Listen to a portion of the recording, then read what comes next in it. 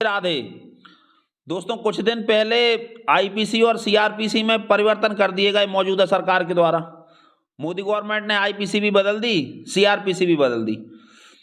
IPC Indian panel code और CrPC criminal procedure code के साथ साथ एक बहुत बड़ा ग्रंथ और काम करता है न्यायालयों में, जिसे हम एविडेंस एक्ट, साक्ष्य अधिनियम कहते हैं।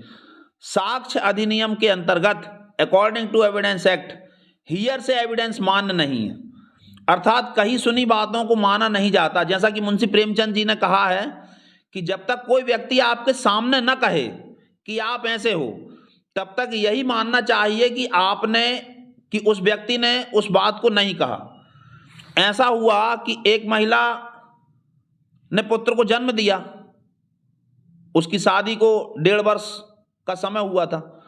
एक दिन उसकी सहेली उसके पुत्र को देखने के लिए आई और वो उस महिला से बोली कि बच्चे के जन्म पे तुम्हारे पति ने तुम्हें कुछ उपहार दिया क्या? इस पर महिला ने कहा नहीं तो। बोले गजब हो गया, बताओ, तुमने उसे पति बनने का सुख दिया, तुमने उसे फिर पिता बनने का सुख दिया, और इतनी बड़ी उपलब्धि पर, तुम्हारे द्वारा दिए गए इतने बड़े सम्मान पर उसने तुम्हें कोई गिफ्ट तक भी नहीं दिया, गजब है। ऐसा कह के वो महिला तो चली गई, लेकिन वो जहर का बीज बो गई। धीरे धीरे करके वो कलह होना शुरू हुआ और अंततोगत्वा दोनों पति पत्नी का संबंध विच्छेद हो गया। कही सुनी बातों पर कभी कान नहीं देना चाहिए। पुराने समय में बुजुर्ग कहते थे कि कौवा कान ले गया। यदि कोई कहता है कि कौवा कान ले गया, तो कौवे की तरफ मत भागो, पहले ये देखो कि सही में वो तुम्हारा कान ले गया है या नहीं ले गया।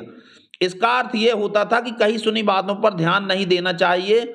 ये बड़े बतंगड़ का विषय बनाती हैं, ये मन में जहर का बीज बोती हैं, ये संबंधों को खराब करती हैं।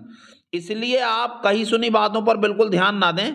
ऐसा हुआ, पुराने समय में एक पंडित जी अपने खेती का काम करते थे और कुछ पुरोहिताई का काम करते थे। तो वो एक दिन अपने सवेरे सवेरे अपने खेतों का हालचाल जानने के लिए निकले।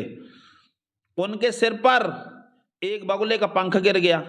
अब चूंकि वो कर्मकांडी ब्राह्मण थे, घर आए, उन्होंने घर के बाहर ही कह दिया कि पानी लेकर के आ जाओ गर्म करके, मैं यहीं स्नान वस्त्र समेत स्नान करके घर के अंदर प्रवेश करूंगा, क्योंकि मेरे सिर पर बगुले का पंख गिर गया है। इस बात को वहां बर्तन मांज रही मेहरी ने सुन लिया। जो महिला बर्तन मांज रही थी पंडित जी के यहाँ, बर्तन वाली, उसने इस बात को सुन लिया। वो दूसरे घर गई और कहने लगी कि तुमने सुना फलानी बाई, आज पंडित जी के मुंह से एक बगुला निकला।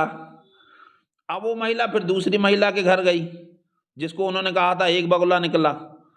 वो दूसरी महिला के घर गई और कहने लगी कि तुमने सुना, आज अब से 3 घर बाद जो पंडित जी रहते हैं, उनके मुंह से 2 बगुले निकले।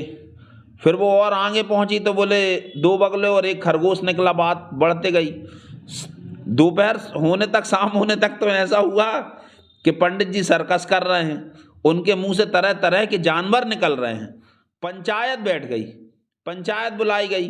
बोले पंडित जी आजकल चमत्कार दिखा रहे हैं, उनके मुंह से तरह तरह के जानवर निकलते हैं, वो तरह तरह के जानवर निकाल रहे हैं। पंडित जी को बुलाया गया, और जब पंडित जी आ गए तो उनसे कहा सरपंच महोदय ने और पंचों ने कि हाँ पंडित जी हो जाओ शुरू। पंडित जी ने कहा भैया किस बात के लिए? बोले आपके मुंह से तरह तरह के जानवर निकल रहे हैं।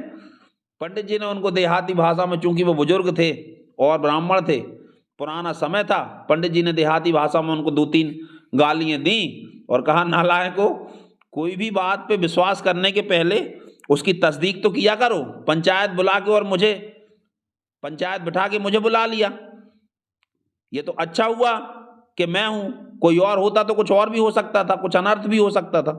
इसलिए कृपया सुनी सुनाई बातों पर यकीन बिल्कुल भी न करें। कृपया हमारा चैनल लाइक और सब्सक्राइब अवश्य करें।